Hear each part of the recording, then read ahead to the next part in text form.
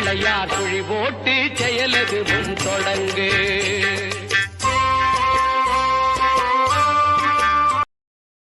Download ShareChat. Melmaruvathur Adiparasakthi மலர்பதம் பாடிடுவோம். காலமெல்லாம் நம்மை காத்திடும் தாய் அவள் கோவிலை நாடிடுவோம். மேல்மருவத்தூர் ஆதிபராசக்தி மலர்பதம் பாடிடுவோம்.